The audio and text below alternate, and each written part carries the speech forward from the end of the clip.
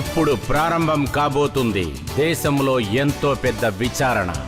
ఆప్కే అదాలత్ రజత్ శర్మ గారితో.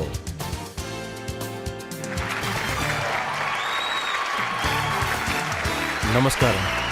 Thank you. ఆప్కే అదాలత్కి మిమ్మల్ని స్వాగతిస్తున్నాను. ఈరోజు మన అతిథి, ఇతను ఎన్నో రోజులు ఎంతో మందిని బాగా నవ్వించేవాడంట. ప్రపంచమంతా పేరు పొందాడు. అది మాత్రమే కాదు, ఇతను పంజాబ్ పాలిటిక్స్లో అదరగొట్టాడు. ఇతనొచ్చి సిద్ధుని, బాదల్ని, సన్నీని అందరినీ ఓడించారు. ప్లీజ్ వెల్కమ్ కామెడియన్ నుంచి పొలిటీషియన్ అయిన పంజాబ్ ముఖ్యమంత్రి ఎవరు? భగవంత్ మాన్.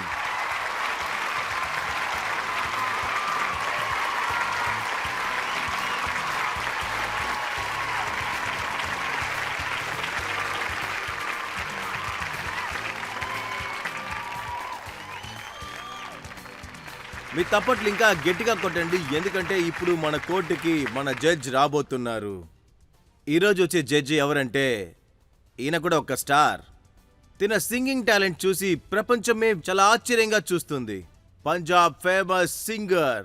ఈయన పాడింది దిల్ లగే కుడి, జస్బీర్ జెస్సీ.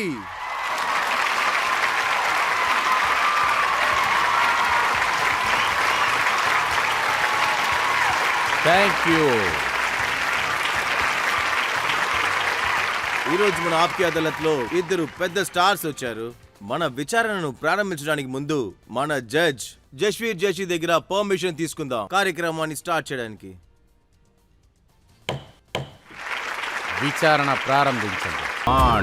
ఆప్కే అదాలత్లో ఆయన న్యాయాలను ఆయనే చెప్పుకుంటారు. రండి, ఈరోజు మన విచారణ ప్రారంభిద్దాం. ఆప్కే అదాలత్లో మొదటి నింద భగవత్ మాన్ మీద. ఆప్కే అదాలత్లో పంజాబ్ సీఎం భగవంత్ మాన్ గారి మీద ఉన్న ఆరోపణ, ఇతను తన ఇష్టానికి నడుచుకుంటున్నారు. భగవంత్ మాన్, ఒక్క విషయాన్ని ఒప్పుకోవాలి. మీ నాన్నగారు ఉన్నారు కదా, ఎంతో చదువుకున్న వ్యక్తి. అతను వచ్చి ఎంఏ బిఎడ్, అవును, హెడ్ మాస్టర్గా కూడా పనిచేశారు. కరెక్ట్. కానీ కొడుక్కి చదువు అంటే ఇంట్రెస్ట్ లేదా? అదేంటంటే టీచర్ కొడుకంటే వాడు ఖచ్చితంగా చదవాలి, అదే లెక్క. అర్థమైందా? ఎందుకంటే అదే స్కూల్లో ఆయన హెడ్ మాస్టర్.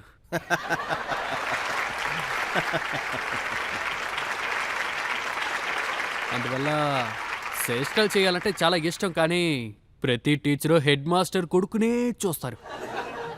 అందువల్ల నా చేష్టల్ని నేను అదుపులో పెట్టుకుంటాను. మా నాన్న సైన్స్ నేర్పిస్తారు. అందువల్ల స్కూల్లో నుంచి బంకంతా కొట్టలేను. అదే స్కూల్లో ఆయన హెడ్ మాస్టర్గా ఉన్నారు కదా. ఇంకేంటి, స్కూల్కి వెళ్తున్నానని చెప్పి ఇంట్లో బయలుదేరేసి ఇంకెక్కడికి వెళ్ళలేను, బయట ఎక్కడికి వెళ్ళలేను. ఎందుకంటే హెడ్ మాస్టర్ ఎక్కడ వెళ్ళానో ఎతుకుతారు కదా, ఇరుక్కుపోతాను. అందువల్ల చదవడంలో ఇంట్రెస్ట్ ఉండేది. అదేవిధంగా మా నాన్న మ్యాథ్స్ కూడా నేర్పించేవారు. ఈరోజు కూడా మ్యాథ్స్ నాకు బాగా వస్తుంది. కానీ సమస్య ఏంటంటే నేను వచ్చి ఎక్కువ ప్రశ్నలు అడుగుతాను. ఇది ఎందుకు నేర్పిస్తున్నారు? ఇందువల్ల జీవితానికి ఉపయోగం ఏంటి? ఇక్కడ ఇంతమంది ఉన్నారు, చాలామంది ఉన్నారు. సరే మీరే చెప్పండి, మీరు ఎప్పుడైనా జీవితంలో a² + b² + 2ab చెప్పి ఈ ఫార్ములాని మీరు చెప్పి అరటిపండు కొంటారా? సైన్స్ చదవడానికి ఇష్టపడుతున్నాడంటే అది వాడికి నేర్పించండి, ఎందుకు నాకొచ్చి?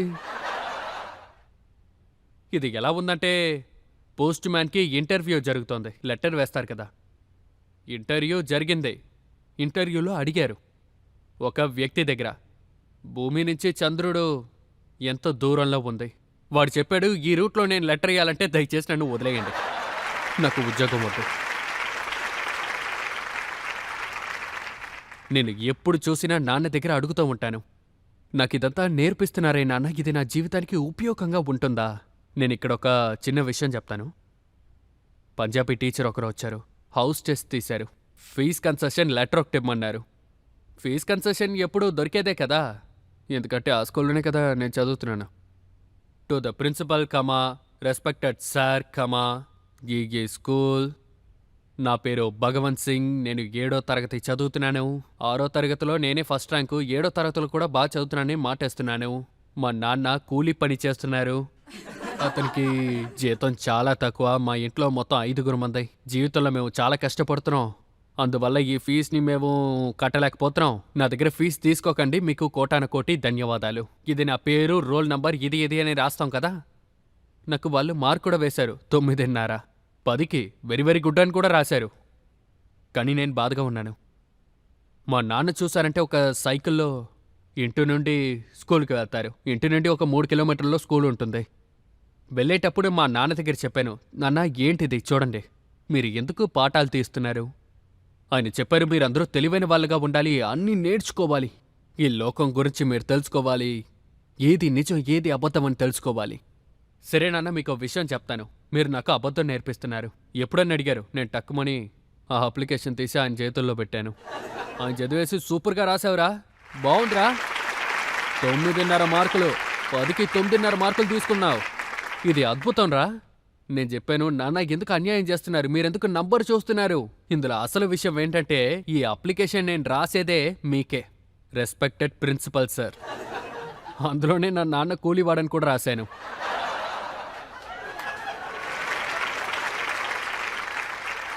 అంతేకాదు, నాతో పాటు ఇంట్లో 4 ఉన్నట్టు రాశాను. నాకు ఒక చెల్లి మాత్రమే. అలాంటి మిగతా వాళ్ళందరూ ఎవరు? అందుకు మా నాన్న చెప్పారు, నువ్వు నిన్ను పేదవాడిగానే చూపించుకోవాలి, అప్పుడే నీకు ఫీజు కన్సెషన్ దొరుకుతుంది.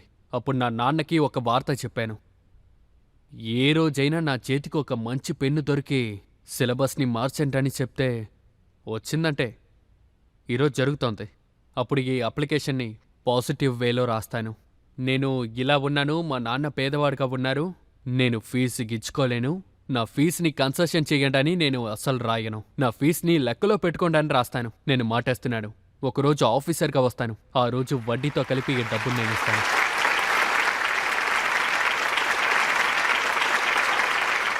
సార్ నేనేం విన్నానంటే స్కూల్లో క్లాస్లో ఒక మూల కూర్చుని మిమిక్రీ చేస్తారంట టీచర్ గారిని చూసి, అతని గొంతు అలాగే మాట్లాడతారంట కదా. ఇలా చూడండి, ఎంతమంది ఆర్టిస్ట్ ఉన్నారో వాళ్ళందరూ కుటుంబ ఆశీర్వాదంతోనే వస్తున్నారు. అందరి అమ్మ నాన్నలు ఒకేలానే ఉంటారు. నువ్వు ఏమవుతావు నాన్న? వాళ్ళే చెప్తారు, వీడు డాక్టర్ అవుతాడు. ప్రతి ఒక్కరూ డాక్టర్ అయిపోతే ఎవరు పేషెంట్ అవుతారు? పైలట్ అవుతాడు. ప్రతి ఒక్కరూ పైలట్ అవుతే ఎవరు ప్యాసింజర్ అవుతారు? మీరు ఏమవుతారని పిల్లల్ని అడగండి. నేను సైలెంట్గా వెళ్ళిపోతాను. స్టేజ్లో +1 ఇంటర్ కాలేజ్ కాంపిటీషన్లో అంతా నేను పాల్గొంటాను. అప్పుడు ఇది నాన్నకి తెలిసిపోయింది. ఇంకేంటి, ఇండియాలో ప్రతి పిల్లలకి జరిగేది మీకు తెలిసే ఉంటుంది కొట్టడం కుమ్మడం కదా. కొట్టడం కుమ్మడం చేతులతో కాదు, కాళ్ళతో. నేనేం చేస్తాను, ఆపేశాను. నాన్న వద్దని చెప్పారు, నేను ఆపేశాను. స్టేజ్కి వెళ్ళలేదు, కానీ దొంగచాటుగా వెళ్ళేవాడిని, బయటికి తెలీదు. అప్పుడు ఆ సంఘటన ఇప్పుడు కూడా నాకు బాగా గుర్తుంది. ఇప్పుడు అనుకుంటే కూడా నాకు ఏడుపు వస్తుంది. నేను ఫస్ట్ వచ్చాను కాబట్టి నాకు ట్రాఫీ ఇచ్చారు కవితల పోటీలో. నేను ఫస్ట్ వచ్చాను. కాలేజీలో పెద్ద ట్రాఫీ ఇచ్చారు. బస్సులో వస్తూ ఉన్నాను. ఇప్పుడు మనసులో ఒకే ఒక్క విషయమే, ఇప్పుడు ఈ ట్రాఫీతో నేను ఇంటికి వెళ్ళానంటే నాన్నకి ఖచ్చితంగా తెలిసిపోతుంది. మొదలెట్టేసావా అని అరుస్తారు. ట్రాఫీతో ఇంటికి వెళ్ళలేను. ట్రాఫీని వదిలేసి వెళ్ళడానికి కూడా నాకు మనసు లేదు. అప్పుడు నాతో పాటు ఒక పేసెంజర్ ఉన్నారు.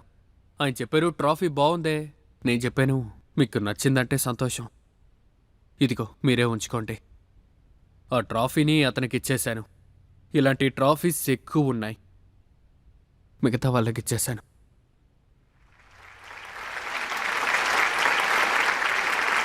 సో నేను వచ్చి ఈ ఆప్కే అదాలత్ని ఎక్కువ అమ్మ నాన్నలు చూస్తూ ఉంటారు.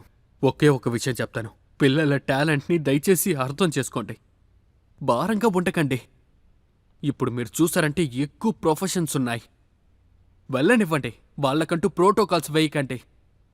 వాళ్ళకి ఆకాశం చూపించండి, రెక్కలు ఇవ్వండి, వాళ్ళని ఎగరనివ్వండి. వాళ్ళకి రూట్ వేసి ఇవ్వకండి, వాళ్ళు సొంతంగా ఎగరని, వాళ్ళు ఎగురుతారు.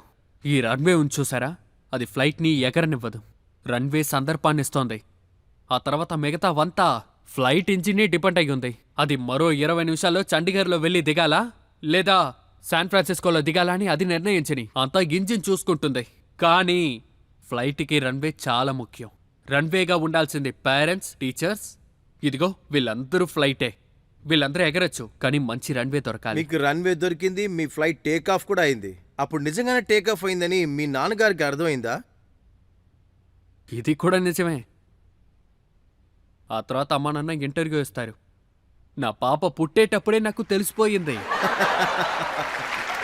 పిచ్చే టాలెంట్. నా కొడుకుని స్వతంత్రంగా వెళ్ళరా అని చెప్పి నేను వదిలాను, కానీ ఎవ్వరూ చేయరు. అంత అబద్ధమే. కరెక్టే కదా, పిచ్చగొట్లు కొడతారు.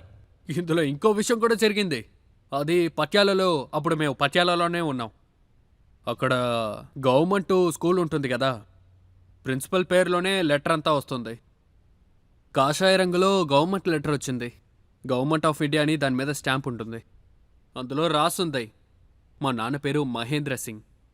అందులో రాసుంది Mahendra Singh, father of Bhagwant Mann, government head master, government middle school. నేను లెటర్ తీసుకుని నాన్న దగ్గర తీసుకెళ్ళి చూపించాను. నేను వెళ్ళి చెప్పాను, నాన్న, మాస్టర్ సార్, సన్ ఆఫ్ పర్వాలేదు, ఫాదర్ ఆఫ్ అని ఎందుకు ఇందులో వేసుంది? అది కూడా గవర్నమెంట్ లెటర్లో. అది గవర్నమెంట్ లెటర్ అండి. ఆయన చెప్తున్నారు, అదేం కాదు, నీ పేరు వేస్తే లెటర్ తొందరగా వచ్చేస్తోందని. అదేంటంటే ఆయన నా కీర్తిని ఎంజాయ్ చేస్తున్నారు. అమ్మ నాన్నలు అయిపోయారు కదా. ఆ తర్వాత తన పేరుని ఆయన ఏ చోట చెప్పరు. ఒకరోజు ఆయన నా సిస్టర్కి కాల్ చేశారు, నా సొంత సిస్టర్కి. ఏంటి మన్ప్రీత్, నేను భగవంత్ మాన్ నాన్న మాట్లాడుతున్నాను అంటే నాకు నాన్న కాదా అని తను అడుగుతోంది. అది కూడా ఆయన ఎంజాయ్ చేస్తున్నారు. ఆ సమయంలో మీ దగ్గర ఉన్న కామెడీ, ఆ సెటైర్, అందులో మీరు వార్తలు దూరుస్తారు. మరి అందులో మీరు పాలిటిక్స్ గురించి కూడా చెప్పేవారు. ఆ పాలిటిక్స్ అంటే మీకు అప్పుడే అంత ఇష్టమా? నాన్న ఎంఏ, బీఎస్సీ, బీఎడ్ చదివారు. Medical science, BSc and BEd. ఇంకా పాలిటిక్స్ అంటే ఆయనకి చాలా ఇష్టం. ఒక 2 రోజులు 3 రోజులు. అప్పుడంతా ఎలక్షన్ రిజల్ట్ వస్తోందంటే చీటుల్ని వాళ్ళు లెక్కట్టేవారు. 3-4 రోజులు రిజల్ట్ వస్తూనే ఉంటుంది. నన్ను కూర్చోబెట్టేవారు, రాయమని చెప్తారు. అది ఇది ఇప్పుడు ఇది. వాళ్ళకంతా తెలియదు. ఆ కాలంలో రిజల్ట్ వచ్చేటప్పుడు సినిమాలాగా చూపిస్తారు టీవీలో. ఎందుకంటే 2-3 రోజులు పడుతుంది కదా రిజల్ట్ అవునవును, రావడానికి. ఎవరు వస్తున్నారు అప్పటి నుండే నాకు తెలుసు. Full form of DMK. ఇంకా ఏఏఏ డిఎంకే. తమిళనాడులో ఒక పార్టీ ఉంది. నాకు తెలిసి మీకు విషయం చెప్పనా, 80% పార్లమెంట్లో ఉన్నవారికి కూడా ఫుల్ ఫామ్ తెలియదు. ద్రవిడ మున్నేట్ర కలగం. ఆల్ ఇండియా ద్రవిడ మున్నేట్ర కలగం. మా నాన్న దగ్గర నుంచి నేర్చుకున్నాను. ఇంకా ఆయనకి స్పోర్ట్స్ అంటే చాలా ఇష్టం. మా నాన్న హాకీ మ్యాచ్ చూస్తారు. నేను కూడా హాకీని ఇష్టపడ్డాను. స్పోర్ట్స్ అంతా చూసేవాడిని. స్పోర్ట్స్ కోసం నేను ఏవైనా, అప్పుడు దూరదర్శన్ మాత్రమే ఉండేది. అప్పుడు 4 grand slam, French Open, Wimbledon, Australian Open and US Open ఎక్కువ దూరదర్శన్లోనే వేసేవారు. అప్పుడు ఉన్నది మార్టినా నౌరాతిలో జాన్ మెకెన్రో. మీలానే దబ్లాడతాడు. ఎప్పుడు చూసిన గొడవ. ర్యాకెట్ తీసి కొంత కొడతాడు. Boris Becker. అప్పుడు చూశారంటే గ్యాబ్రిలా సెబెత్తేని. అప్పుడంతా నేను ఎక్కువ చూస్తాను. ఎప్పుడు నేను క్రికెట్ చూశానో 1990 నుంచి ఎప్పటి వరకు నేను బ్యాటింగ్ ఆర్డర్ ప్రకారం ప్రతి టీం ప్లేయర్ని చెప్పగలను. సరే, వెస్టిండీస్ ప్లేయర్స్ నేమ్ చెప్పండి. వెస్టిండీస్ టీం ఎప్పుడు నేను రేడియోలోకి వినటం మొదలెట్టానో అప్పుడు ఉన్నదే Desmond Haynes, Gordon Greenidge, Richie Richardson, Gus Logie, Vivian Richard, Carl Hooper, Jeffrey Dujon, ఈయనే వికెట్ కీపర్. అలాగే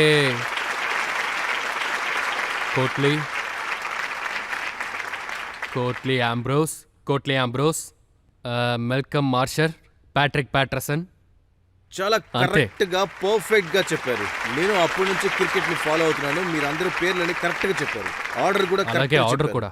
స్పోర్ట్స్ అంటే నాకు చాలా ఇష్టం. ఈ రోజు కూడా స్పోర్ట్స్ ఫ్యాన్ నేను. స్పోర్ట్స్ కోసం పంజాబ్ గవర్నమెంట్ నుంచి ఏమేం చేయాలో ఈ రోజు కూడా అంతా మేము చేస్తున్నాం. అలాగే హాకీలో చూస్తానంటే ఇప్పుడు 7 ప్లేయర్ లేదు 8 ప్లేయర్ పంజాబ్ నుండి నేషనల్ హాకీ టీంలో ఉన్నారు. హాకీ టీం గురించి నేనే పెద్దగా చెప్పక్కర్లేదు, అందరికీ తెలుసు. సరే, ఈ ఆట మీద బాగా శ్రద్ధ పెట్టి మీరు పాలిటిక్స్ లోకి ఎలా దూరారు? అప్పుడే లాఫ్టర్ ఛాలెంజ్ వచ్చింది. నేను బాలీవుడ్లో వచ్చే మూవీస్ కూడా చేయడం మొదలెట్టాను. మీరు చూసారంటే నేను వచ్చి ధర్మేంద్ర సార్, సన్నీ డియోల్, ఇంకా బాబీ డియోల్, క్యాట్రీనా కైఫ్ అందరూ ఉన్నారు. నా కెరియరు ఇలాగే మొదలయ్యింది బాలీవుడ్లో. కానీ హఠాత్తుగా 2011లో మన్ప్రీత్ బాదల్ ఉన్నారుగా, ఆయన అప్పుడొచ్చి ఫైనాన్స్ మినిస్టర్గా ఉన్నారు. బాదల్, ప్రకాశ్ సింగ్ బాదల్కి నెఫ్యూగా ఉన్నారు. ఆయన వచ్చి ఒంటరిగా వచ్చి రిజైన్ చేసి ఒక కొత్త పార్టీ క్రియేట్ చేయడానికి డిసైడ్ చేశారు. ఆయన ఏం చెప్పారంటే, ఎవరికంతా పంజాబ్ కోసం మనసులో ఒక బాధ ఉందో వాళ్ళందరూ నాతో పాటు రండి. అప్పుడు మొదటి మనిషిగా నేను అక్కడికి వెళ్ళాను. అంటే కట్రినా కైఫ్ని వదిలేసి మంత్రి దగ్గరికి వచ్చారనమాట.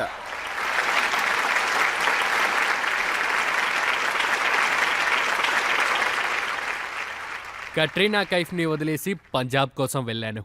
భగత్ సింగ్ ఒక కవిత చెప్తారు, ప్రేమించడానికి అందరికీ హక్కుంది, ప్రేమించడానికి అందరికీ హక్కుంది. ఈసారి నేను ఈ భూమిని నా ప్రేమికురాలుగా తీసుకుంటున్నాను. సరే, ఎప్పుడు మీరు పాలిటిక్స్లోకి అడుగు పెట్టారో అప్పుడు మీ నాన్నగారు మీకు సపోర్ట్ చేశారా, లేకపోతే ఇందులో కూడా వ్యతిరేకంగా ఉన్నారా? మళ్ళీ అదే కదే. రాజకీయాల్లో వెళ్తానని చెప్తే లేదు లేదు నువ్వు ఇక్కడే ఉండాలి. అప్పుడు ఆయన ఏం చెప్పారంటే, లేదు ఈ పని బాగుందిరా, ముందు ఆయన ఈ పని ఆపారు. నేనప్పుడు ఆయన దగ్గర చెప్పాను, ఒక జీవితం మాత్రమే ఉంది, మనం మంట కాల్చేటప్పుడే మన నవ్వు పెద్దదిగా ఉంటుంది. ఇంకా నాకు ఎదురుగా అదేంటంటే, నా కళ్ళ ముందర పంజాబ్ రైతు ఆత్మహత్య చేసుకుంటున్నాడు. నా కళ్ళ ముందరే డ్రగ్స్ కోసం యంగ్స్టర్ అందరూ వెళ్తున్నారు. నా కళ్ళ ముందరే ఎన్నో ప్రాబ్లమ్స్. కానీ నేను సిడీస్ ఇంకా షోస్ అంతా చేసి ఇక్కడి నుంచి వెళ్ళిపోయానంటే అది బాగుంటుందా అని చెప్పండి. విచిత్రంగా ఏదో ఒకటి మనం చేయాలి కదా. అప్పుడే నాకు అనిపించింది, రాజకీయాల్లో ఉండి మనం మార్చగలిగామంటే రాజకీయాల్లోకి వెళ్ళి చూద్దాం. నా మొహాన్ని ఎవరు ఫేమస్ చేశారు? పంజాబ్ వాళ్ళు. నా గొంతుని ఎవరు ఫేమస్ చేశారు? అది పంజాబ్ వాళ్ళు. అందువల్ల నా మొహాన్ని నా గొంతుని వాళ్ళ కోసం ఉపయోగిద్దామని నిర్ణయించుకున్నా. మీరు చెప్పినట్లే బాగా మాట్లాడారు, అలాగే మీరు అన్ని చేసి చూపించారు. ఒక చిన్న బ్రేక్ తీసుకుందాం ఇప్పుడు. బ్రేక్ తర్వాత ఆప్కే అదాలత్లో ప్రశ్నలు సమాధానాలు. మీరే చెప్పండి, మీకు ఫ్రెండ్స్ ఉండొచ్చు, రిలేషన్ ఉండొచ్చు, లేదా ఇక్కడే ఎవరైనా ఉండొచ్చు. 12 సంవత్సరాలుగా డే అండ్ నైట్ తాగుతున్నాడు. వాళ్ళు ప్రాణాలతోనే ఉన్నారా? లేదు కదా. మరి నా లివర్ ఏంటి, రాడుతో చేసిందా?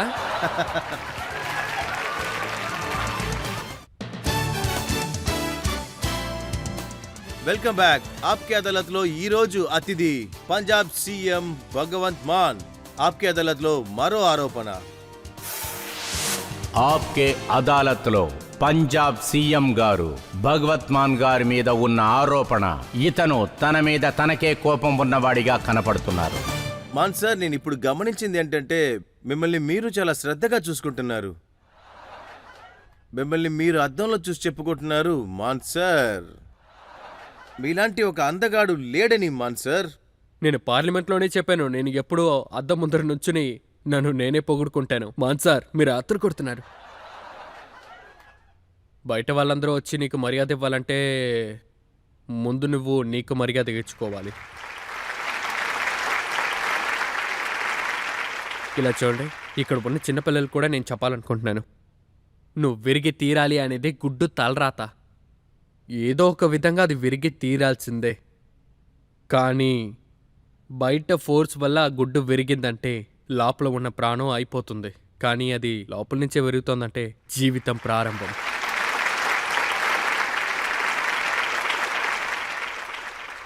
అసలు మీరు ఎవరు అన్నది మీరే నిర్ణయించండి. బయట నుండి ఒకడొచ్చి నువ్వు ఇదిగా అవ్వాలని వాడు చెప్పకూడదు. మీరు అది కూడా అవ్వచ్చు. నీకు ఇది సరికి రాదు, ఇదే సరిగ్గా ఉంటుంది, నీకే అంతా తెలుసుండాలి. నువ్వే నీకు జడ్జ్. నిన్ను ఎక్కువ క్రిటిసైజ్ చేసేది నువ్వే అయి ఉండాలి. మీ జడ్జి వచ్చి నవజోత్ సింగ్ సిద్ధు. అవును.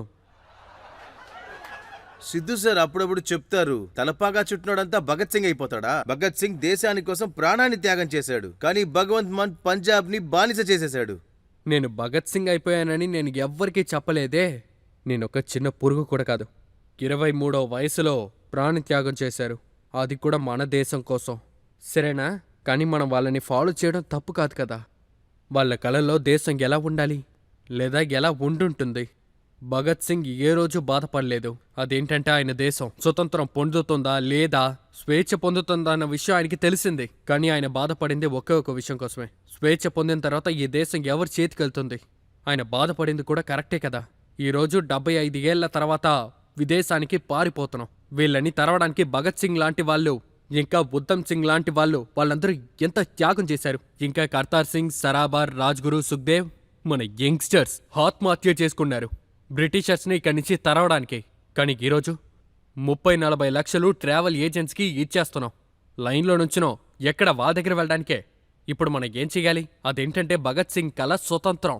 అది ఈ ఎల్లో కలర్ టోపీ వేసుకుని ఎక్కడికైనా మనం బయటకు వెళ్ళామంటే అందుకు ఎవరికి ఏ సమస్య రాకూడదు. చెప్పాలంటే ఈ సిద్ధు సార్ వచ్చి ఆయన సీనియరు. లాఫ్టర్ ఛాలెంజ్లో నాకు జడ్జిగా వచ్చారు. కొద్దిసార్లు నాకే ఆశ్చర్యంగా ఉంటుంది. నేను ఏం చెప్పండి, నేను నవ్వుతూనే ఉన్నారు. నాకేమీ అర్థం కాదు. జోకర్ లాగా. అదేంటంటే ఆయన స్టైలే వేరు. ఆయన స్టైల్ ఏంటంటే కాంగ్రెస్లో ఉన్నారు, బీజేపీలో ఉన్నారు, కానీ అంతకుముందు అకాలీదళలో కూడా ఉన్నారు. కానీ అంతేకాకుండా అందరికీ ఒక కవిత చెప్తారు. మోడీకి చెప్తారు, ఆసారాంకి చెప్తారు, సోనియాకి అదే కవిత, మన్మోహన్ సింగ్కి అదే కవిత. అట్లీస్ట్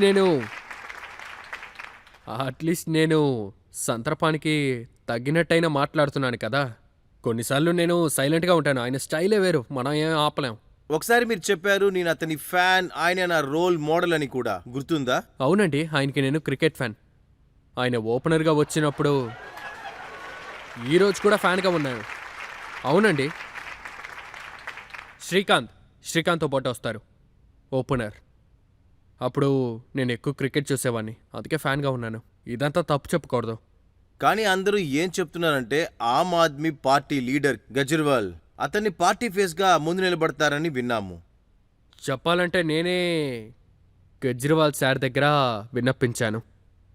నవజోత్ సింగ్ వచ్చి మన పార్టీకి రావాలనుకుంటే, అదేంటంటే ఆయన్ని సీఎం చేయాలని ఆయన ఇష్టపడ్డారంటే మీరు నా దగ్గర అడగాల్సిన అవసరం లేదు.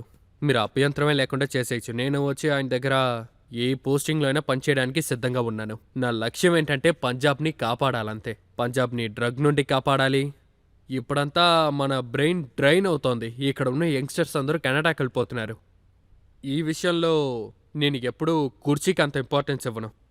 కానీ ఆయనే చెప్పారు, నేను అక్కడికి వెళ్తానని చెప్పారు. నేనేం చేస్తాను? పంజాబ్లో మార్పు తేడానికే వచ్చానని మీరు అప్పుడప్పుడు చెప్తున్నారు. కానీ సిద్ధు గారు ఏమంటున్నారంటే ఇతను మార్చడానికి కోసం రాలేదు. వచ్చినప్పటి నుంచి ఈయన ఏది మార్చలేదు. ఈయన మార్చింది ఒకటి, ఈయన భార్యను మాత్రమే.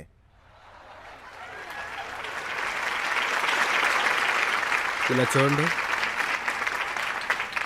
దీని ద్వారా నాకు ఒక విషయం అర్థమైంది. ఆయనకి దాని గురించి అసలు ఏమీ తెలీదు.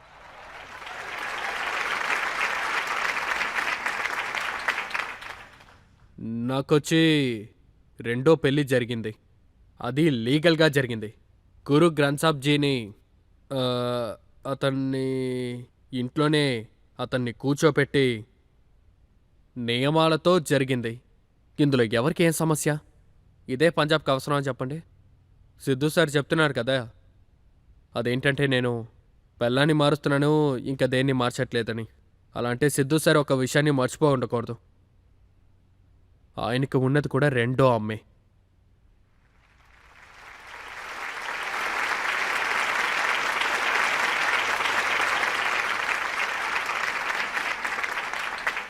ఎవడు ఒకడు వాడి కోసం అద్దాల భవనం కడుతున్నాడో వాడు ఇంకోటి మీద రాయి విసరకూడదు.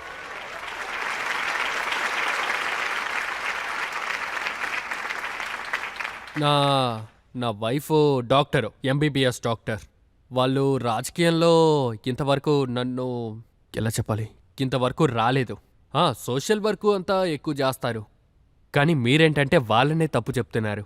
నన్ను అడిగితే మిమ్మల్ని మీరు తగ్గించుకుంటున్నారు అంతే. ఇలాంతా కమెంట్ చేయడం అస్సలు బాలేదు. పర్సనల్ విషయం కూడదు. ఖచ్చితంగా నేను ఒప్పుకుంటాను. ఎందుకంటే ఇలాంటి ఒక పబ్లిక్ కమెంట్ చేయకూడదు. ఇలాంటి పబ్లిక్ లో లేదా మాట్లాడకూడదు. ఈ పిచ్లోనే ఆడతారంటే నాకు కూడా ఆడటం తెలుసు. నాకు కూడా షాట్ ఉంది.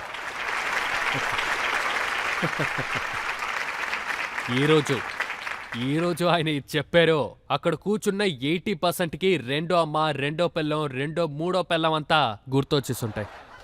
మీకు అంతా తెలుసా? నేను పంజాబ్ సీఎం అండి.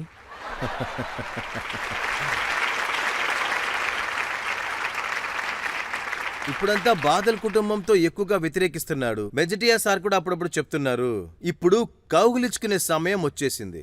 అదేంటంటే ఈ సిద్ధు సార్కి మెజిటియా సార్కి ఉందే వీళ్ళు ఇద్దరూ ఎప్పుడు బూతుల్లోనే తిట్టుకుంటారు. ఎదురెదురుగా ఎలక్షన్లో నుంచుంటారు. ఇద్దరూ ఓడిపోతారు. ఎవడు గెలిచాడు? జీవన్ జ్యోత్ అని ఒక అమ్మాయి. ఆ అమ్మాయి ఎన్జిఓ జరుపుతోంది. ఆ అమ్మాయి గెలిచింది. ఈ ఇద్దరూ ఓడిపోయారు. ఒక ఫంక్షన్లో వీళ్ళిద్దరూ కాగిలించుకున్నారు, పొగుడుకున్నారు. ఈ చోట్లోనే ప్రజలు మమ్మల్ని ఏమారుస్తున్నారా అని అనుకుంటున్నారు. ఏం చెప్తాను, వీళ్ళతో పాటు ఉండడం వల్ల నా సొంతోళ్ళు, అలాగే నా తాతయ్యలు, బామ్మలు ఎవరైనప్పటికీ కూడా మేము ఎటువైపు ఉన్నో మాట్లాడమని మేం చెప్తాం. కానీ అటువైపు చూడండి, వాళ్ళిద్దరూ కౌగలించి కలిసిపోయారు. అందుకే ఒక విషయం చేస్తున్నారంటే అది సరిగ్గా చెయ్యాలి. ఒక కవిత ఉంది, నువ్వు తెలివిగా ద్వేషించాలి, అలాగే గమనంగా ఉండాలి. ఎందుకంటే మళ్ళీ స్నేహం పుట్టిందంటే సిగ్గుపడకూడదు. ఇప్పుడు ఇద్దరు సిగ్గుపడుతున్నారు. కానీ వాళ్ళిద్దరి ఫ్రెండ్షిప్ ఉంది కదా, అది భగవంత్ మాన్కి వ్యతిరేకంగా ఉంది. ఏ భాష అయితే సిద్ధు మాట్లాడతాడో అదే భాషనే బాదల్ కూడా మాట్లాడుతున్నాడు. సుఖ్బీర్ బాదల్ వచ్చి రీసెంట్గా చెప్పారు ఈ సీఎం ఒక పిచ్చోడని.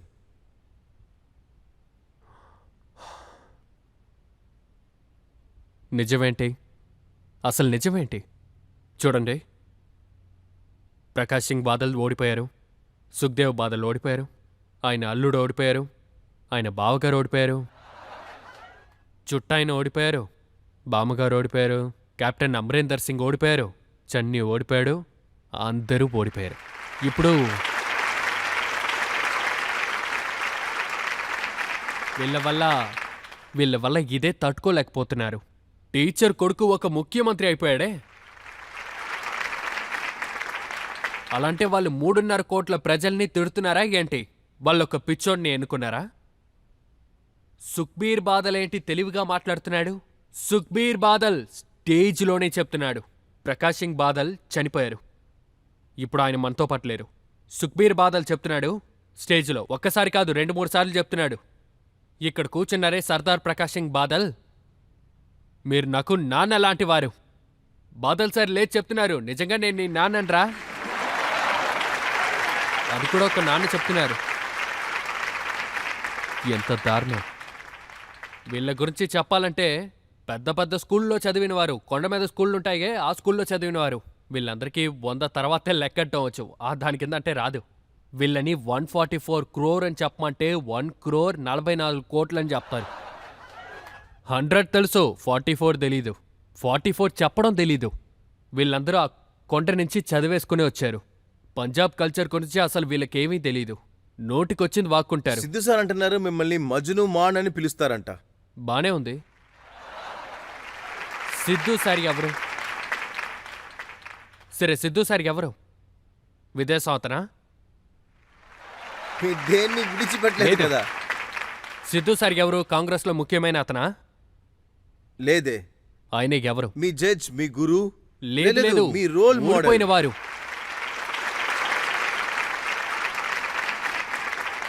ఆయన ఇంకొక పార్ట్నర్ సుఖ్బీర్ బాదల్, ఆయన డిప్యూటీ సీఎంగా పనిచేశారు. గవర్నమెంట్ నడిపించిన వ్యక్తి అతనే చెప్తున్నారంటే భగవంత్ మాన్ తాగడం స్టార్ట్ చేశాడంటే 7 రోజులకు బయటకు రాడని. ఇంచుమించు 12 ఏళ్లగా ఇదే విషయం చెప్తున్నారు. Bhagwant Mann day and night మత్తులోనే ఉంటాడంట. సార్ మీరే చెప్పండి, మీకు ఫ్రెండ్స్ ఉంటారు, రిలేటివ్స్ ఉంటారు, ఎందుకు ఇక్కడ కూడా ఉంటారు. ఎవడొకడు 12 ఏళ్ళు డే అండ్ నైట్ తాగుతున్నాడు, వాడు ప్రాణాలతో ఉంటాడా? ఉండడు కదా. నా లివర్ ఏవైనా రాడుతో చేశారా ఏంటి?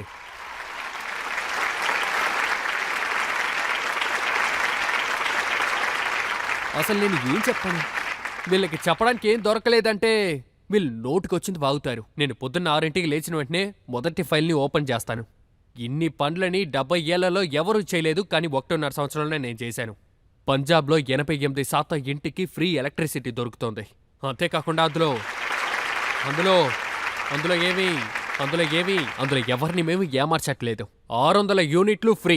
2 నెలలకు ఒకసారి బిల్లు వస్తుంది.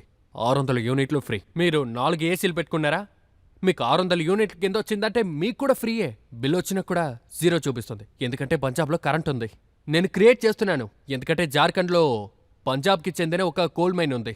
ఎన్నో ఏళ్ళగా మూసుంది, అది ఓపెన్ చేశాను. ఈసారి ప్యాడీ సీజన్ వస్తుంది, మొన్నటి నుంచి మొదలవుతుంది. 52 రోజులకి బొగ్గు నా దగ్గర ఉంది. ఇంతకు ముందు ఇంతవరకు థర్మల్ ప్లాంట్ దగ్గర కూల్ ఉండిందే లేదు. ఉత్తి న్యూస్ మాత్రమే వస్తుంది. 5 గంటలకి సేకరించండి, 6 గంటలకి సేకరించండి. సార్ అసలు మీకు చేయడానికి మనసు రావాలి. వచ్చిందంటే జరుగుతుంది. ఇక్కడొచ్చి సమస్య అసలు ఏంటంటే, మీ స్టార్గా ఉన్నప్పటి నుంచి మీకు తప్పట్లంటే బాగా ఇష్టం, కానీ పాలిటిక్స్కి వచ్చారంటే తిట్లు కూడా పడతాయి కదా. మీరు ఎప్పుడూ సిస్టమ్ని మార్చాలని మాట్లాడుతున్నారో, ఏ ఒక్క సిస్టమ్నైనా మార్చాలని మాట్లాడితే ఆ సిస్టమ్కి ఒక బెనిఫిషియరీ ఉందిగా, అదేంటంటే ఆ లాభం ఉంది కదా, అది బౌన్స్ బ్యాక్ అవుతుంది. ఇదంతా ఎలా అవుతుంది? ఇదంతా కుదరదు. వాళ్ళు తిట్టడం మొదలెడతారు సార్, మమ్మల్ని అసహ్యంగా మాట్లాడతారు, పాతదంతా మాట్లాడతారు, పొడిచి పొడిచి చూపిస్తారు. అదేంటంటే వీడు ఏమి చేయకుండా సైలెంట్గా ఉండాలి, మన లైమ్ లైట్కి రావాలి. ఈ సిస్టమ్ ఇలాంటిదే. మొదటిసారిగా వచ్చిన ట్రైన్ ఇంకా మొదటి వచ్చిన ప్లేన్కి విరోధం వచ్చింది.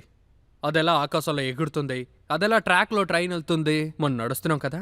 ఇప్పుడు అందరూ అరిచేసుకుంటున్నారే, వాళ్ళ great great great great grand father అందరూ ట్రైన్లో వెళ్ళడానికి టికెట్ల కోసం లైన్లో నుంచుంటున్నారు, వెయిటింగ్ లిస్ట్లో ఉన్నారు. అవునా కదా?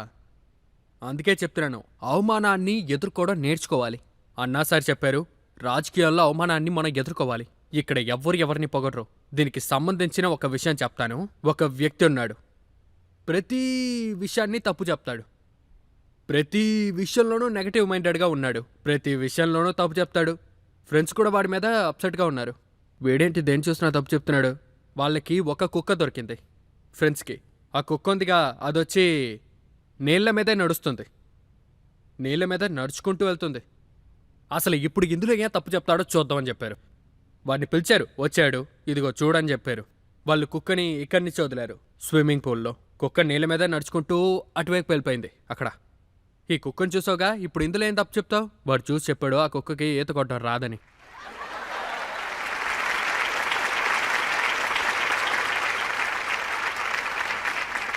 వీళ్ళందరూ ఇంతే. ఏమి చేయడం చేత కాదంటే మిగతా వాళ్ళని తిడుతూ కూర్చుంటారు. అరవింద్ కేజ్రీవాల్ని తిడతారు, నన్ను తిడతారు. సరే తిట్టని, కుక్క అయితే మురుగుతుంది కదా, అలా అనుకోవడమే. దాన్ని పట్టించుకోకుండా మేము పనిచేస్తూనే ఉంటాం. ఒకసారి చాలా అద్భుతమైన ఒక కవితని చెప్పారు, మాట్లాడడం మొదలుపెట్టారు. మాట్లాడడం మొదలెట్టారు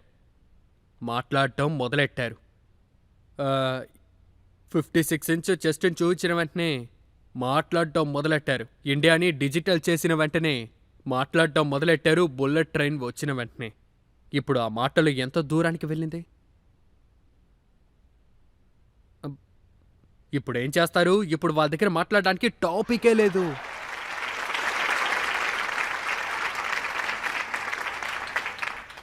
మన్ కీ బాత్. మోదీ గారు మన్ కీ బాత్ని ప్రజలు 2 సార్లు వినేశారు. అతన్ని పీఎం చేశారు. ప్రజలు చెప్పేది వినండి, మీ నోటుకొచ్చింది వాక్కండి. ప్రజల మనసులో ఏముందో చూడండి. సిలిండర్ కాస్ట్లీ అయిపోయింది, సిలిండర్ ఖరీదు ఎక్కువైపోయింది, ప్రజలు ఎవరికి పని లేవు. కానీ ఇక్కడ చూసారంటే అన్నీ అమ్మబడుతున్నాయి. ట్రైను, నూనె, అది. మాన్ సార్, మీకు ఎప్పుడు సందర్భం దొరుకుతుందో అప్పుడంతా మీరు ఉల్టా పుల్టానే మాట్లాడుతున్నారు. స్పీకర్ ఛాంబర్లో ఏదైనా మాట్లాడనని చెప్తే మీరు తిన్నగా వెళ్ళి అడవి చట్టాన్ని తీసి వదిలేశారు. ఏ విషయాన్ని తలకిందలుగా చూడకండి. ఏ విషయాన్నైనా తలకిందలుగా చూస్తే మీకు అర్థం కాదు. ఆ సెషన్లో కొన్ని గొడవలు జరిగాయి, నిజమే. అప్పుడు స్పీకర్ సార్ చెప్పారు, భగవంత్, పరిస్థితి దారుణంగా జరుగుతోంది, ఇప్పుడేమి బాలేదు, నువ్వు కొంచెం సెర్చ్ చేయని చెప్పారు. Laughter is the best medicine, నువ్వు కొంచెం మందు ఇవ్వని చెప్పారు. అప్పుడు అక్కడ ఒక విషయాన్ని చెప్పాను, అది ఇప్పుడు మళ్ళీ చెప్తాను, మీకు కొంచెం టెన్షన్ తగ్గుతుంది. ఎలక్షన్ కమిషన్ ఎప్పుడు అడవి లోపల ఎలక్షన్ని అనౌన్స్ చేశారో, ఎలక్షన్ కమిషన్ ఎప్పుడు అడవి లోపల ఎలక్షన్ని అనౌన్స్ చేశారో ప్రతి జంతువులు ప్రచారాన్ని మొదలెట్టేశారు. సింహం మేక చెల్లెమ్మ ఇంటికి వెళ్ళింది. వెళ్ళి, చెల్లెమ్మ నమస్కారం. అంతా ఎలా సాగుతోంది? మేక చెప్పింది బాగున్నామని, కానీ మనసులో ఏదో ఒక అనుమానం ఉంది. ఎందుకంటే సింహం ఎదురుగా వచ్చి తన ముందర చేయి కట్టుకుని నుంచునుంది. దానికి సింహం, చెల్లెమ్మ నువ్వేం భయపడొద్దు, ఇకపై అడవిలో మనమందరం కలిసే బతకపోతున్నాం. ఈ సింహం అంకుల్ ఎవరిని ఏమి చేయరని చెప్పేయమ్మా. ఇకపై మీ కుటుంబంలో అందరూ సంతోషంగా జీవించండి. కానీ వచ్చే ఎలక్షన్లో కొంచెం నా కోసం ఓటేసేయమ్మా ప్లీజ్ అని అడిగింది. ఇప్పుడు మరో చూడండి, నెక్స్ట్ ఏం జరుగుతోందంటే చంపల్ పాల్ పచ్చుగా అందరికీ కనిపించింది. చంపల్ అడవి పచ్చుగా అందరికీ కనిపించింది. పిల్లులన్నీ ఎలకల్ని తీసి కంబులకి గిచ్చింది. సకా అడవి నీకని నక్కల దగ్గరే చెప్పేశారు. బాగా వినండి, సకా అడవి నీకని నక్కల దగ్గరే చెప్పేశారు. పొద్దున్న కూడా చీకటిగానే ఉంటుందని అవులందరికీ చెప్పేశారు.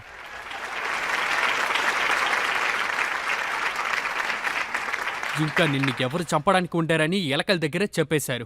ఎందుకంటే పక్షి ఎగురుకుంటూ వచ్చి కాళ్ళని పట్టి తీసుకుని వెళ్ళిపోతుంది కదా. ఇంకా పక్షులు ఉండవని ఎలకల దగ్గర చెప్పేశారు. ఎక్కువ ఎలకలు దొరుకుతాయని పక్షుల దగ్గర డీల్ పెట్టుకున్నారు. క్యాంపైన్ని అవగొట్టేసి సింహం తన ఇంటికి వస్తోంది. ఆడసింహానికి ఒకే సంతోషం, ఎందుకంటే సింహం ఇంటికి వచ్చేశారు కదా. ఆడసింహం చెప్తోంది, మై డార్లింగ్, మై హస్బెండ్, నాకు ఊరు చుట్టూ చూడాలని ఆశగా ఉంది. ఒక చిన్న ర్యాబిట్ని తినాలని నాకు చాలా ఆశగా ఉంది. సింహం చెప్తోంది, మై డార్లింగ్, దయచేసి నేను చెప్పేది విను. నీకు కావాల్సినంత తినచ్చు నువ్వు, కానీ ఎలక్షన్ తర్వాత తిను ప్లీజ్. ఈ చోట్లో నేను ఏ చెప్తున్నానంటే ప్రజలకి ముందు వాళ్ళు మాటేస్తున్నారు. ఆ తర్వాత వాళ్ళు 5 ఏళ్ళు వాళ్ళందరినీ ఒక బానిసలాగా ట్రీట్ చేస్తున్నారు. వచ్చే ఎలక్షన్ వచ్చే వరకు ప్రజల్ని నువ్వు ఎంతనే తిను. ఈ ట్యాక్స్ని వెయ్యి, ఆ ట్యాక్స్ని వెయ్యి, ప్రతి ట్యాక్స్ని ప్రజల మీద ఎందుకేస్తున్నారు? ఈ చోట్లో నేను కొట్టి చెప్తాను. రాజకీయ నాయకులకి కరెంటు ఫ్రీ అంటే, రాజకీయ నాయకులకి టోల్ ప్లాజా ఫ్రీ అంటే మరెందుకు ప్రజలకు ఇవ్వట్లేదు? ప్రజలే కదా మమ్మల్ని సృష్టించారు. ఇదంతా ప్రజల ఆస్తే కదా. లేదు సార్, మీరు చూడండి, ఎవరికి నేను అసలు చెప్పను. సందర్భమే ఒక్క ఇవ్వట్లేదు నిమిషం. అనేది మీ మీద ఉన్న అరవింద్ ఒక పెద్ద కేజ్రీవాలే మా నింద. పార్టీకి లీడర్. ఆయన ఢిల్లీలో మొదలెట్టారు. అదేంటంటే లేడీస్కి బస్సులో free, treatment free, education free.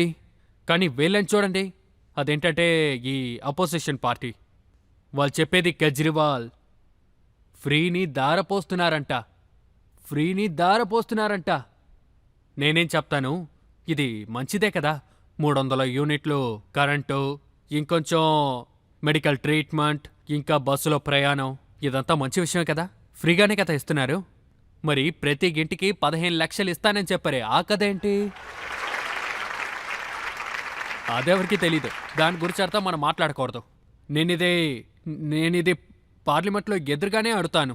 ఇప్పుడు చెప్పండి, మోడీ సార్కి మంచి రోజు ఎప్పుడు వస్తుంది? సరే, ఇక్కడ కొంతమంది ప్రశ్నలు అడగాలని తయారుగా ఉన్నారు. నేను మీ ఇంటర్వ్యూని ఒకటి చూశాను. అప్పుడు మీరు విదేశానికి వెళ్తున్నారు. అప్పుడు విదేశాల ఎయిర్లైన్, ప్రజలు కూడా విదేశానికి చెందిన వాళ్ళు. అప్పుడు మీరు హెయిర్ హోస్టెస్ దగ్గర మీ భాషను మాట్లాడుతూ ఉన్నారు. ఆ సందర్భం ఏంటి? దాని గురించి మీరు చెప్పండి. ఇది మీరు సెల్ఫ్ కాన్ఫిడెన్స్ కూడా చెప్పొచ్చు. అలా చెప్తే బాగుంటుంది. సెల్ఫ్ కాన్ఫిడెన్స్ అదేంటంటే, నేను విదేశానికి వెళ్తూ ఉన్నాను. న్యూయార్క్కి ఫ్లైట్, ఎయిర్ ఫ్రాన్సిస్ ఫ్లైట్. ఇక్కడి నుంచి ప్యారిస్ నుంచి న్యూయార్క్, ప్యారిస్ నుంచి న్యూయార్క్ వరకు నా పక్కన ఫారినర్స్ ఉన్నారు, ఇక్కడ నీగ్రో వాళ్ళు ఉన్నారు. మధ్యలో నేను బాగా ఇరుక్కుపోయా. అప్పుడే నేను ఆలోచించాను, 9:30 గంటలు ఇది ఎగరబోతోంది. మాన్సార్, 9:30 గంటలు నువ్వు మాట్లాడకుండా ఉంటే నీకు పిచ్చి పడుతుంది. 9:30 గంటలు వీళ్ళతో పాటే మాట్లాడతాను. సరే, ఏదో ఒకటి చేద్దాం. అప్పుడు నాతో పాటు ఉన్నారు కదా నా కో ఆర్టిస్ట్, మేమందరూ ఒక ప్రోగ్రామ్ చేయడానికి వెళ్తున్నాం. ఏదేవైనా సరే ఇప్పుడు నేను గొడవ పడతాను. మీరందరూ కళ్ళు మూసుకొని నిద్రపోండి, మీకు నాకు సంబంధమే లేదు. నేను బెల్లు కొట్టాను, అక్కడ హెయిర్ హోస్టెస్ వచ్చారు. Yes, may I help you. అప్పుడు నా స్టైల్లో నేను ఒక లాంగ్వేజ్ని క్రియేట్ చేసి వాళ్ళ మీద ఒక దెబ్బ కొట్టాను. నేను చెప్పాను, అలీస్తలాలా, దుందలాలా, గందలాలా, అలిహిస్తలాలా, కలిస్తలాలా, బులిస్తలాలా, బలిస్తలాలా. తను చెప్పింది పాడన్. నేను చెప్పాను, హిస్తలాలా, హుస్తలాలా, బలిబలిస్తలా, అలిస్తలాలా, బురిబిస్తలాలా, బులివిస్తాయి. తను చెప్పింది, sorry sir, I can't understand your language. నేను బాడీ లాంగ్వేజ్లో కోపాన్ని చూపించాను. హిలిపిస్తలాలా లాంగ్వేజా, హిబిస్తలాలా, హిరిబిస్తరారా, హింబలబిస్తాయి, హ్యారిండియా లూలాబిస్తా, హిందలలాలి, హిందలబిస్తా, ఎయిర్ ఫ్రాన్సీ లోలాలిందే బాంబ్లే. ఇప్పుడు అసలు విషయం ఏంటంటే, నేను ఎయిర్లైన్ని తిడుతున్నానని తనకి బాగా అర్థమైపోయింది. మధ్యలో లుఫ్తాన్సా అని చెప్పేశాను కదా. తను చెప్పింది వెయిట్. తను వెళ్ళి ప్లేన్ క్యాప్టెన్ని తీసుకొచ్చింది. క్యాప్టెన్ వచ్చారు. ప్లీజ్, హెరగుస్తా, గీరగుస్తా, హరబుస్తా, హరబి ఫ్రీకంటా, హీరెగుస్తా, గారగుస్తా, కనపర కనక ఆయుష్బత్తా. నన్ను చూసి ప్లీజ్ కమ్ విత్ మీ నన్ను కొంచెం ముందుకు తీసుకెళ్ళాడు. నన్ను నోటి దగ్గర మైక్ పెట్టేశాడు. ముందు నుంచో పెట్టి స్పీక్.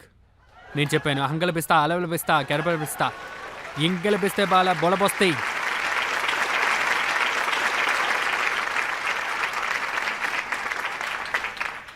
ఇంకేంటి, నా లాంగ్వేజ్ ఆ ఫ్లైట్లో పిజ్జా ఫేమస్ అయిపోయింది.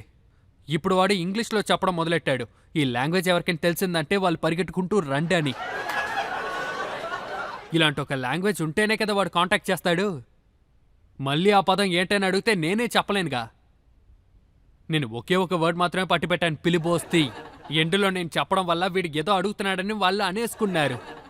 నా దగ్గర అడిగాడు నీ లగేజ్ అంతా ఎక్కడా అని. ఇస్తే టికెట్ నన్ను ఫస్ట్ క్లాస్కి తీసుకెళ్ళాడు.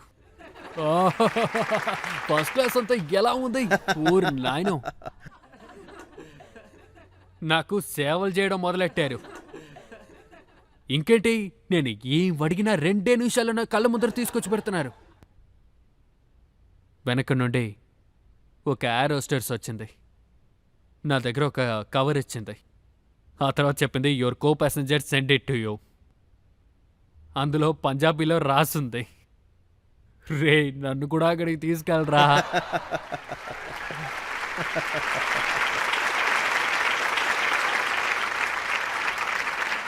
నేనేం చేశాను, అదే పేపర్లో బ్యాక్ సైడ్లో నేను రాసి పంపించాను, సారీ ఇది నేను కష్టపడి సంపాదించిన సీటు. అటువైపు వెళ్ళే ప్రతి ఏరోస్టర్స్ నన్ను చూసి అడిగేసే వెళ్తారు, ఆర్ యూ ఓకే? నేను చెప్తాను హెబీలో వస్తే కొబ్బలో వస్తాయి. ఇలాగే ఒక విషయం స్వారస్యంగా జరిగింది. ఒక మనిషికి సెల్ఫ్ కాన్ఫిడెంట్ ఉంటే తను ఎంత దూరం అన్నా వెళ్ళగలడని మీరు క్లియర్గా చెప్పారు. ఇప్పుడు ఒక చిన్న బ్రేక్ తీసుకుందాం. బ్రేక్ తర్వాత ఆప్కే అదాలత్లో ప్రశ్నలు సమాధానాలు కొనసాగుతాయి. మనకు పంజాబ్ అంటే గొప్పగా ఉండాలి, సిగ్గుపడకూడదు. మన దేశం ఉంగరం అంటే ఆ ఉంగరంలో ఉన్న రాయి ఉందిగా, వజ్రం, అదే పంజాబ్. तू मंगदा रही वे सूरजा कमियां दे वेड़े, तू मंगदा रही वे सूरजा कमियां दे वेड़े.